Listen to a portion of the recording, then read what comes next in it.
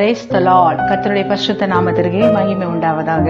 இன்றைய தேவ வார்த்தை யோவான் 16:17. என்னிடத்தில் உங்களுக்கு சமாதானம் உண்டாயிருக்கும் பொருட்டு இவைகளை உங்களுக்கு சொன்னேன். உலகத்தில் உங்களுக்கு உபத்திரவம் உண்டு, ஆனாலும் திடன் கொள்ளுங்கள், நான் உலகத்தை ஜெயித்தேன் என்றார். அவரிடத்தில் நமக்கு சமாதானம் வரணும் அப்படின்னா அவர் என்ன சொல்றாரு? தைரியமாயிரு, திடன் கொள், நான் உலகத்தை ஜெயித்தேன், நீங்கள் ஜெயிப்பீர்கள் அப்படின்னு தைரியம் சொல்றாரு. ஆண்டு நம்மளை என்ன பண்றாரு? தைரியப்படுத்த சொல்றாரு. நம்மளை நாமளே திடப்படுத்திக் கொள்ளும் போது கர்த்தருடைய சமாதானம் உலகத்தையும் என்ன செய்ய முடியும்? ஜெயிக்க முடியும். அது போலதான் யோசுவா 1:9 எடுத்து வச்சோம்னா அதுல என்னன்னா, நீ போகும் இடமெல்லாம் யோசுவோட கர்த்தர் சொல்றார், நீ போகும் இடமெல்லாம் உன்னை காக்கும்படி நீ பலங்கொண்டு திடமனதாயிரு, நீ போகும் இடமெல்லாம் உன்னோடு கூட நான் இருப்பேன் கர்த்தர் சொல்றார். அப்போ போகும் இடமெல்லாம் தேவன் நம்மளோடு கூட இருக்கணும்னா யோசுவா செய்தது போல அவன் தன்னை திடப்படுத்தி கொண்டான். அது போல கர்த்தர் என்ன செய்தார்? அவனோடு கூட இருந்தார். அப்புறம் சங்கீதம் எடுத்துட்டீங்கன்னா 27:14 அதுல என்ன சொல்லப்பட்டிருக்குன்னா, சொல்லப்பட்டிருக்கு அப்படின்னா, நீ கர்த்தருக்கு காத்திரு, அப்பொழுது அவர் இதயத்தை என்ன செய்வார்? ஸ்திரப்படுத்துவார், திடமனதா இருந்து கர்த்தருக்கே காத்திரு அப்படின்னு சொல்றார். அவர் என்னன்னா, தாவீது ராஜ் நாட்கள்ல தாவீது 1 சாமுவேல் 30வது அதிகாரம் 6வது வசனத்தை வாசிக்கும் போது, அவங்க அமேலேக்கியர் சிக்லாவை கொள்ளையடித்து என்ன பண்றாங்க?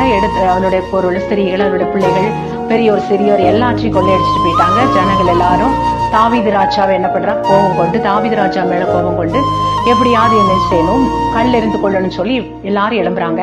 அப்போ தாவீது என்ன செய்யறாரு? தன்னை திடப்படுத்தி கொண்டு கர்த்தருக்கு நேராக அவன் திருப்புறான். தன் கண்களை ஏறெடுத்து அவங்க போறான், ஆண்டர்கிட்ட போறான், தன்னை திடப்படுத்தி கொண்டு எத்தனை பிரச்சனைகள் வந்தாலும் நான் தேவனை நோக்கி பார்ப்பேன்னு சொல்லிட்டு போறான்.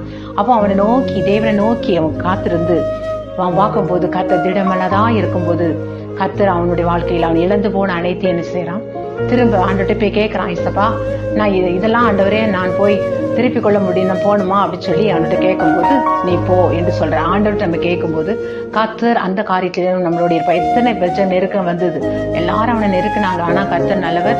அவர் என்ன பண்ணிட்டாருன்னா, ஆண்டோட பேசும்போது கர்த்தர் இந்த வார்த்தையை சொன்னார், நீ போமா, எல்லாத்தையும் நீ திரும்பிக் கொள்ளலாம்னு சொல்லி சொன்ன உடனே ஆண்டோட தன்னை திடப்படுத்தி கொண்டது நிமித்தம் அவன் இழந்து போன எல்லாவற்றையும் என்ன செய்தான்? திருப்பி கொண்டான். அது மட்டுமல்ல, ஆகாய் 1:4 எடுத்து வச்சீங்கன்னா அதுல என்னன்னா, செருபாபேல பார்த்து சொல்றார், செருபாபேலே செய்ய திடன் கொள், உன் வேலையை நடத்து, சேனைகளின் கர்த்தர் உன்னோடு கூட இருக்கிறார்.